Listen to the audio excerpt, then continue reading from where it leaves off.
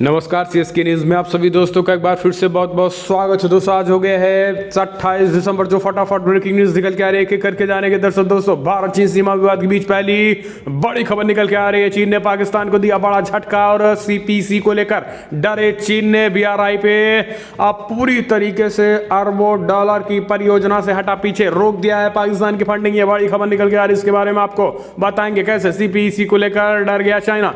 दूसरी बड़ी अपडेट निकल के आ रही है फिलहाल दोस्तों, पीओके के इलाके में 250 आतंकी सक्रिय हो चुके हैं। खुफिया एजेंसियों को मिली बड़ी जानकारी, भारत कभी भी कर सकता है स्ट्राइक।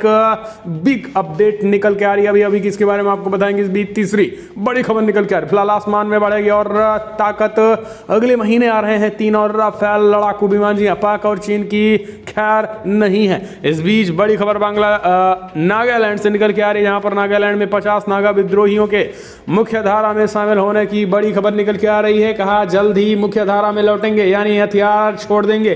चीन को बड़ा झटका लगेगा क्योंकि अलगाववादियों को लगातार कहीं ना कहीं एक तरीके से हम कह सकते हैं उनको पूरी तरीके से चीन के इशारे पर ये सब काम हो रहे थे। इसके साथ ही अगली बड़ी खबर में आपको बताएंगे फिलहाल यूरोपीय संघ ने पाकिस्तान की इंटरनेशनल एयरलाइंस पे लगाया 3 महीने का प्रतिबंध। जी हाँ, होगा भारी नुकसान, पाक की चारों तरफ से झटका लग रहा है। तो सब कुछ खबरें की करके आपको विस्तार से बताएंगे।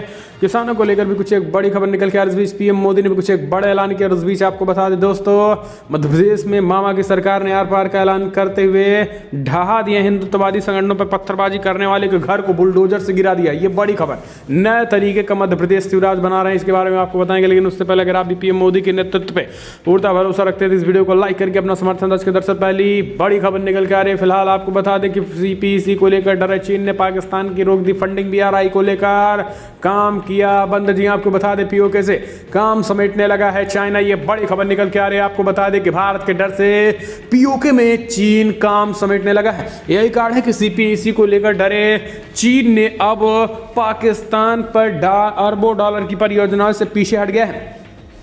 दरअसल एशिया टाइम्स की एक रिपोर्ट के अनुसार पाकिस्तान में लगातार सामने आ रहे घोटाले, बढ़ रहे ऋण और सुरक्षा के कारणों से बढ़ रही लागत की वजह से ड्रैगन अरबों की belt and road initiative BRI की अपनी प्रतिबद्धता से पीछे हट गया है। चीन ने बड़ी ही तेजी के साथ अपने खर्चों में कटौती की है।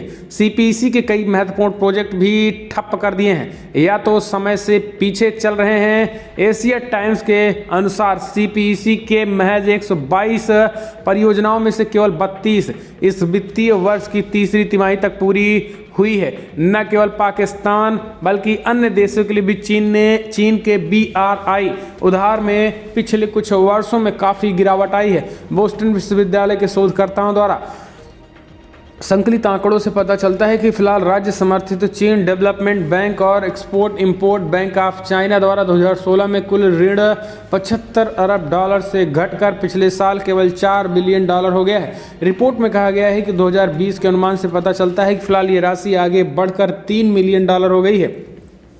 इस वजह से चीन इस प्रोजेक्ट से पीछे हट रहा है। इसके साथ ही आपको बता दें, भारतीय सेनाओं की आक्रामकता को देखते हुए चीन जिस तरीके से पिटा है उसको लेकर भी अब वो पीछे हट रहा है। हम चलते हैं अगली अपडेट फिलहाल पीओके में लॉन्च पैड पर 250 आतंकी मौजूद, बॉर्डर पे तनाव बढ़ा, भारत कर सकता है एयर स्ट्राइक।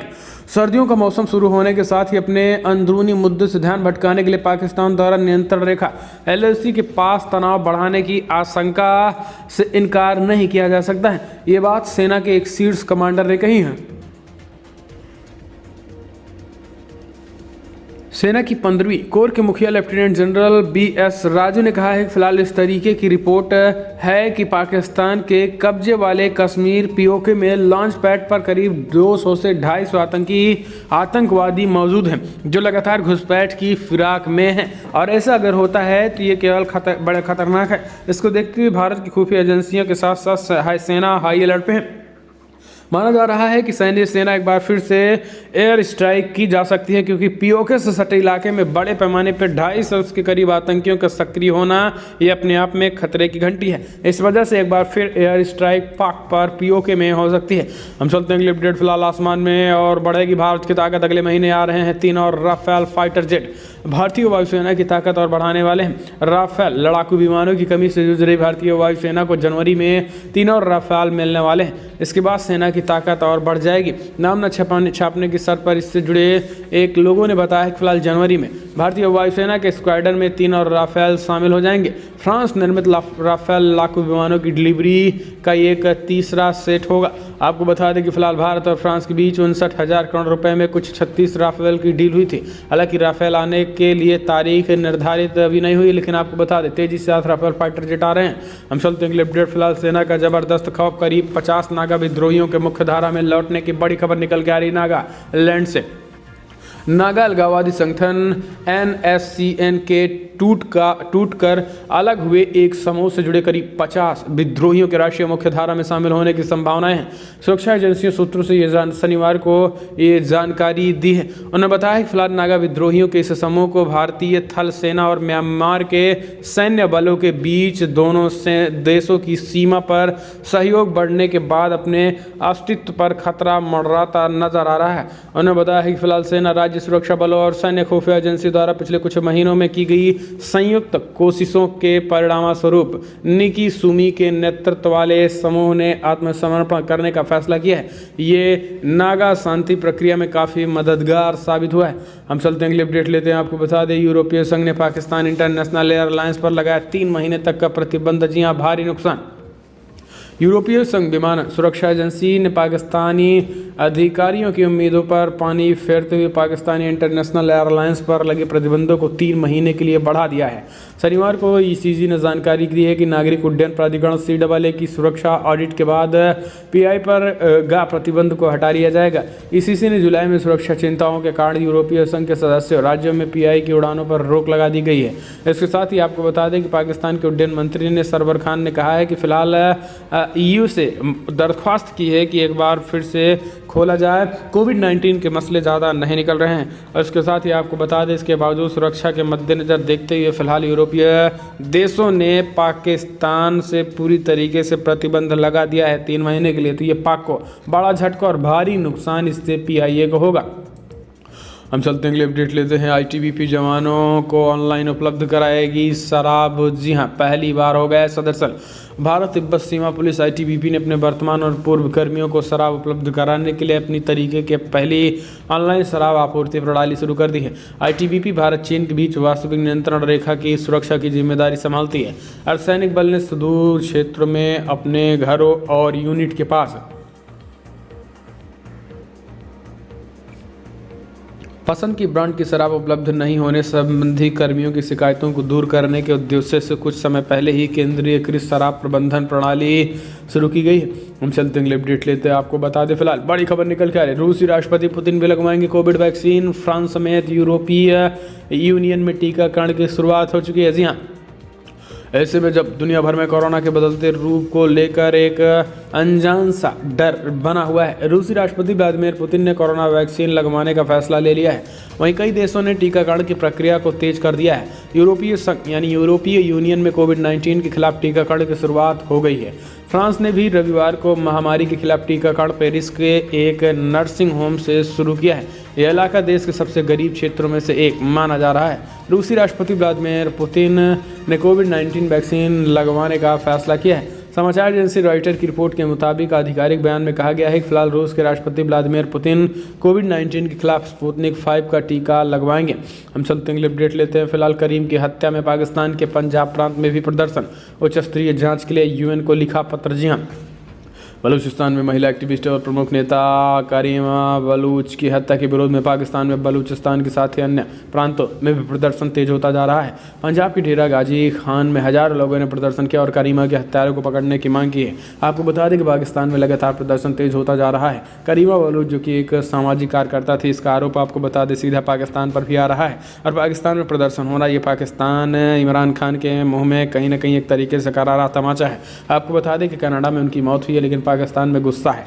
ये दिखाता है किस तरीके से कितनी ज़्यादा सक्रिय कार्यकर्ता वो थी। हम चलते हैं अगले अपडेट लेते हैं। फिलहाल ड्रैगन को लगा बड़ा झटका, भारत के साथ आकर नेपाल ने दिया चीन को करारा झटका, बौखलाया है चीन। जी हाँ, भारत और अमेरिका का साथ पाकर नेपाल के प्रधानमंत्री केपी शर्मा ओली ने चीन को करारा झटका दिया है। नेपाल कम्युनिस्ट पार्टी के दो फाड़ होते हुए भी नजर आ रहे हैं, जिसकी वजह से चीन को बड़ा खतरा मंडराने लगा है। कम से कम यूँ कहें कि खत्म करने के लिए चीन ने अपना अंतिम दांव भी चल दिया है।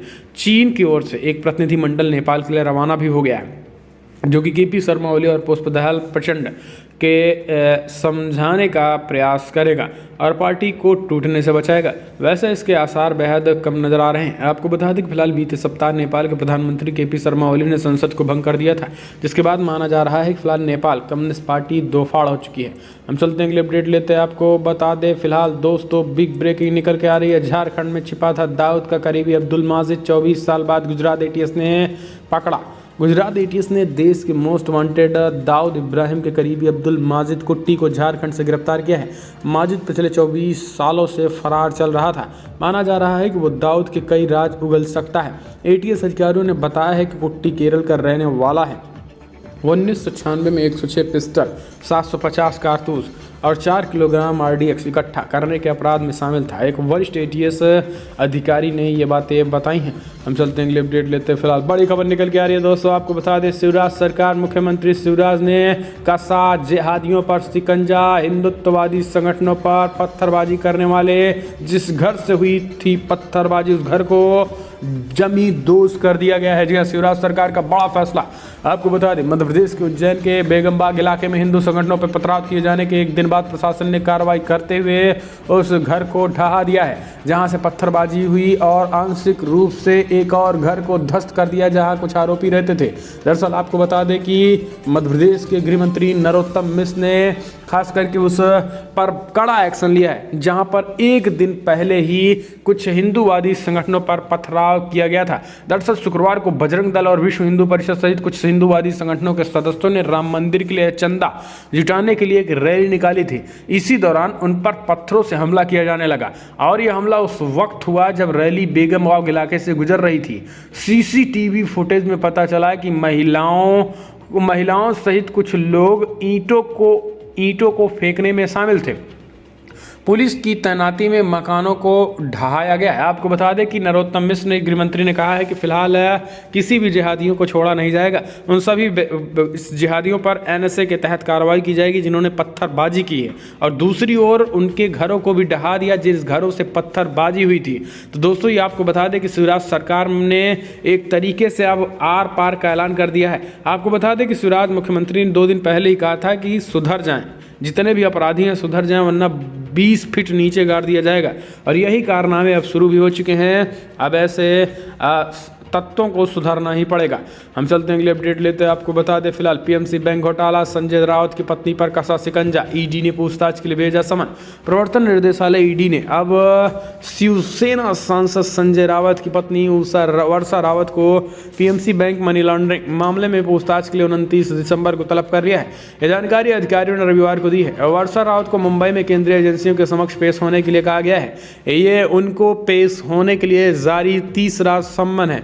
इससे पहले 2 बार स्वास्थ्य आधार पर एजेंसी के समक्ष पेश नहीं हुई हैं। पूछताछ के लिए उन्हें समन संशोधन रोकथाम कानून PMLA के प्रावधानों के तहत जारी किया गया है। हम चलते हैं अगले अपडेट लेते हैं। क्या राजनीति में एंट्री करेंगे सौरभ गांगुली? जी हाँ, बंगाल के गवर्नर जगदीप धनखड़ से 1 घंटे तक मिले दादा। जी हाँ, दरअसल आपको बता दें भारतीय क्रिकेट नियंत्रण बोर्ड BCCI के अध्यक्ष और भारतीय क्रिकेट टीम के पूर्व कप्तान सौरभ गांगुली ने रविवार को पश्चिम बंगाल के राज्यपाल जगदीप धनखड़ से मुलाकात की। राजभवन के सूत्रों ने बताया है कि फिलहाल यह शिष्टाचार भेंट थी और इसकी राजनीति में कोई लेना देना नहीं है। उल्लेखनीय है कि इस साल अप्रैल और मई में होने वाले राज्य विधानसभा चुनाव के मद्देनजर गांगुली की राजनीति में जुड़ने के कयास लगाए जा रहे हैं।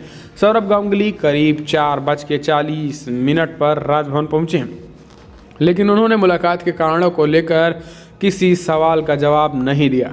गांगुली और धनखड़ के बीच ये मुलाकात शाम 5:40 तक चली। राजभवन के सूत्रों ने बताया है कि गांगुली की राज्यपाल से मुलाकात का संबंध राज्य की राजनीतिक गतिविधियों से नहीं है, लेकिन आपको बता दें कि सूत्र जो बताते हैं कि आने वाले समय में ममता बनर्जी को करारा झटका सौरभ गांगुली ही देने वाले हैं। हम चलते हैं अगले अपडेट लेते हैं। फिलहाल बड़ी खबर निकल के आ रही है। दरअसल BKU भारतीय किसान यूनियन प्रवक्ता राकेश टिकैत पर मंदिरों और पंडितों के खिलाफ नफरत फैलाने का आरोप, ट्विटर पर उठे गिरफ्तारी की मांग। जी हाँ, दरअसल आपको बता दें कि फिलहाल भारतीय किसान यूनियन बीकेयू के प्रवक्ता राकेश टिकैत के एक बयान पर विवाद छिड़ गया है। सिंधु बॉर्डर पर जमे किसानों को संबोधित करते हुए उन्होंने मंदिरों और पुजारियों के लिए कुछ बातें कही हैं, जिनसे नाराज लोग ट्विटर पर राकेश टिकैत को गिरफ्तार करो ट्रेंड करवा रहे हैं। राकेश टिकैत पर तरह तरह के आरोप भी लगाए जा रहे हैं। कोई उन्हें दोहरे विचार का व्यक्ति कह रहा है, तो कोई उन पर हिंदुओं और सिखों में फूट डालने की कोशिश करने वाला बता रहा है। ट्विटर पर एक आवेदन भी वायरल हो रहा है, जिसके जरिए राकेश टिकैत के खिलाफ पुलिस के पास शिकायत भी गई है।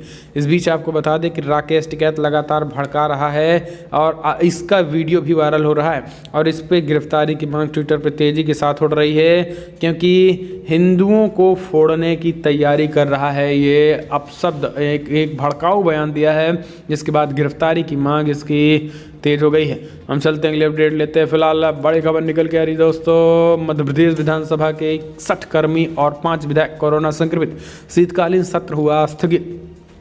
कोरोना की मौजूदा सिचुएशन के चलते 28 दिसंबर से शुरू होने वाले मध्य प्रदेश विधानसभा के 3 दिवसीय शीतकालीन सत्र को स्थगित कर दिया गया है। मध्य प्रदेश विधानसभा के प्रोटेम स्पीकर रामेश्वर शर्मा द्वारा राज्य विधानसभा के 61 कर्मचारियों एवं अधिकारियों के कोविड-19 से संक्रमित पाए जाने का खुलासा करने के कुछ ही घंटों बाद ये निर्णय लिया गया है। सर्वदलीय बैठक में भाग लेने के बाद प्रदेश के कानून एवं गृह मंत्री नरोत्तम मिश्र ने रविवार शाम को मीडिया को बताया कि फिलहाल मध्य प्रदेश विधानसभा के प्रोटेम स्पीकर रामेश्वर शर्मा ने सर्वदलीय बैठक बुलाई थी। इसमें तय किया गया है कि 28 दिसंबर यानी कि आज से तो जो 3 दिवसीय सत्र होने वाला है उसमें कोविड-19 की भयावहता को देखते हुए स्थगित कर दिया जाए। उन्होंने कहा है कि अब सीधे बजट सत्र होगा। तो ये बड़ी खबर निकल के आ रही है। हम चलते हैं अगले अपडेट लेते हैं। आपको बता दें दोस्तों, बड़ी खबर निकल के आ रही है, चाचा भतीजे की कंपनी बन गई है तृणमूल कांग्रेस, इसलिए छोड़ दी है पार्टी। शुभेंदु अधिकारी ने बोला बड़ा हमला। तृणमूल कांग्रेस में भाजपा में पश्चिम बंगाल के नेता शुभेंदु अधिकारी ने रविवार को एक बार फिर से ममता सरकार पर बड़ा हमला बोला है। उन्होंने कहा है कि चाची और भतीजा मिलकर तृणमूल कांग्रेस को कंपनी की तरह चला रहे हैं, इसलिए मैंने पार्टी छोड़ दी। अधिकारी ने कहा है कि फिलहाल पश्चिम बंगाल की सत्तारूढ़ पार्टी में अब कोई अनुशासन नहीं है। मुझे शर्म है कि मैं इस पार्टी में करीब 21 साल तक रहा। उन्होंने कहा है कि टीएमसी की बैठक में पारित होने वाले प्रस्तावों को रिकॉर्ड तक नहीं किया जाता। उन्होंने कहा कि हमारी पार्टी एकजुट होकर काम करेगी ताकि राज्य में साल 2021 के विधानसभा चुनाव में भाजपा सत्ता में आए और पश्चिम बंगाल सोनार बांग्ला बन जाए। पश्चिम बंगाल को सक्षम नेता नरेंद्र मोदी के हाथों में सौंपना ही होगा। हम चलते हैं अगले अपडेट लेते। फिलहाल बड़ी खबर निकल के आ रही है, कांग्रेस के 136वें स्थापना दिवस से एक दिन पहले राहुल बाबा की विदेश यात्रा। कांग्रेसी बोले धन्य हो महाराज, तुमको समझाना भैंस के आगे मूर्ख बराबर। जी हाँ, दरअसल कांग्रेस नेता राहुल गांधी रविवार को अपनी संक्षिप्त निजी यात्रा पर विदेश रवाना हो गए। पार्टी ने यह जानकारी दी। हालांकि कांग्रेस ने ये नहीं बताया कि राहुल गांधी कहां गए हैं, लेकिन पार्टी के मुख्य प्रवक्ता रणदीप सुरजेवाला ने पुष्टि की कि वो कुछ दिनों तक बाहर रहेंगे। अब राहुल गांधी बाहर चले गए हैं। दरअसल अब कांग्रेसी उन पर जमकर मजे भी ले रहे हैं। दरअसल सोमवार को कांग्रेस यानी आज कांग्रेस का 136वां स्थापना दिवस है। इससे ठीक एक दिन पहले राहुल गांधी का विदेश का दौरा करना कांग्रेसी पूछ रहे हैं कि महाराज इनको दिमाग कब होगा। यानी कांग्रेस पार्टी के स्थापना के दिवस एक दिन ठीक पहले आप 2 दिन बाद जाते, क्या कुछ हो जाता। लेकिन अब कांग्रेसी ही इनकी जम की मजा ले रहे हैं। राहुल गांधी हैं तो भारतीय जनता पार्टी भी है, और यही कारण है कि बीजेपी वाले भी चाहते हैं कि राहुल गांधी एक बार फिर से अध्यक्ष बन जाएं और चुनाव के टाइम ये विदेश चले जाएं। इस तरीके की बात। हम चलते हैं अगले अपडेट लेते हैं। नीतीश का बड़ा फैसला, जेडीयू की पूर्व IAS और सांसद RCP सिंह को सौंपी। बिहार की राजधानी पटना में रविवार को हुई जनता दल यूनाइटेड जदयू की राष्ट्रीय कार्यकारिणी की बैठक में मुख्यमंत्री नीतीश कुमार ने बड़ा फैसला लेते हुए पार्टी के राष्ट्रीय अध्यक्ष का पद पूर्व IAS व राज्यसभा सदस्य RCP सिंह को सौंप दिया है। नीतीश कुमार 2016 में शरद यादव द्वारा पार्टी छोड़ने के बाद से राष्ट्रीय अध्यक्ष थे। RCP सिंह यानी रामचंद्र प्रसाद सिंह राज्यसभा से जदयू संसदीय दल के नेता भी हैं। तो दोस्तों अब उन्हें जदयू ने अपना जिम्मा सौंप दिया है। हम चलते अगले अपडेट। रक्षा मंत्री राजनाथ सिंह का बड़ा ऐलान, कहा कोई माई का लाल नहीं छीन सकता है किसानों की जमीन। जी हाँ, कहा कांग्रेस कर रही है गुमराह, MSP भी नहीं रद्द होने देंगे, हम स्वयं हैं किसान के बेटे। जी हाँ, रक्षा मंत्री राजनाथ सिंह ने रविवार को एक बार फिर से किसानों को गुमराह करने का आरोप लगाते हुए विपक्षी दलों पर बड़ा हमला बोला है। उन्होंने हिमाचल प्रदेश में जयराम ठाकुर नीत बीजेपी सरकार के 3 साल पूरे होने का आयोजन कार्यक्रम में राजधानी शिमला में बोलते हुए एक नए कृषि कानूनों पर बड़ा हमला कांग्रेस पार्टी पर बोला है। उन्होंने कहा कि कांग्रेस किसानों को गुमराह कर रही है। किसी के माई के लाल में दम नहीं कि वो किसानों की जमीन छीन ले, और किसी में दम नहीं कि वो एमएसपी खत्म कर दे, चाहे वो किसी की सरकार हो। तो इस तरीके से उन्होंने बड़ा हमला बोलते हुए कांग्रेस को गुमराह करने वाला बताया है। तो दोस्तों फिलहाल बड़ी खबरों में इतना ही, लेकिन अगर आपको वीडियो पसंद आया तो लाइक करें, शेयर करें, कमेंट के माध्यम से आप अपनी राय देना ना भूलें। दोस्तों इस वीडियो में इतना ही। जय हिंद, वंदे मातरम।